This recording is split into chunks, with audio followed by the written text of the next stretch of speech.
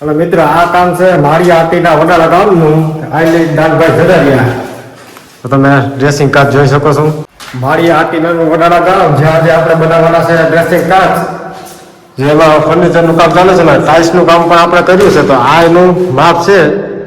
આ રીતે મિત્રો આપણે ડ્રેસિંગ કાચ બનાવવાનો છે. આ એની પ્રોસેસ થાય તો તમને કેવું લાગે તે કહેજો અને પૂરી પ્રોસેસ જોજો.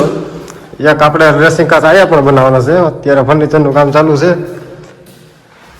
એક ડ્રેસિંગ કાચ આપણો અહીંયા આવશે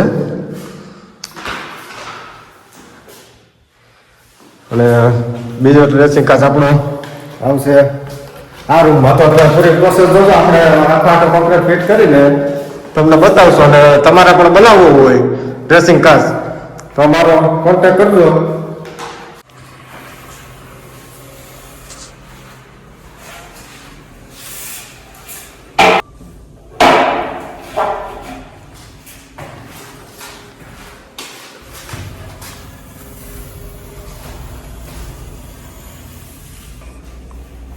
તો મિત્રો હજી આપણે આ રીતે પ્રોસેસ થાય છે. પછી આપણે આમાં ડીસી મારીને કમ્પ્લીટ માર્બલ મૂકશું. ત્યારે જોજો તમને માર્બલ કેવું લાગે છે.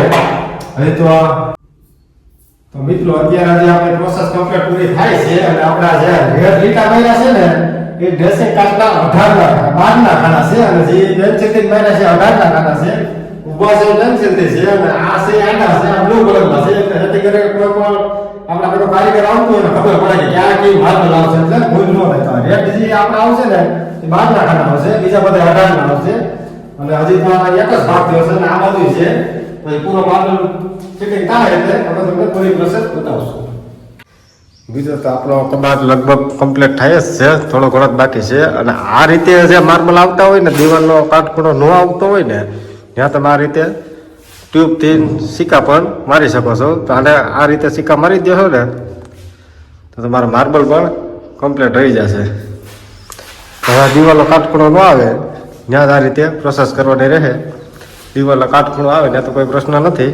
એટલે આ ડબલ સિક્કા મારી દો ને એટલે કમ્પ્લીટ માર્બલ નથી નીચે ન પડે અને ટ્યુબ મારી દેવાની રહેશે આ રીતે. તો જે આપણે માર્બલનું થોડું ઘણું કામ બાકી છે તો કમ્પ્લીટ થાય ત્યારે તમે કોમેન્ટ કરજો કે કેવું તમને લાગ્યું. તો ફાઇનલી આપણા રૂમમાં કબાટ બનીને તૈયાર થઈ ગયા છે.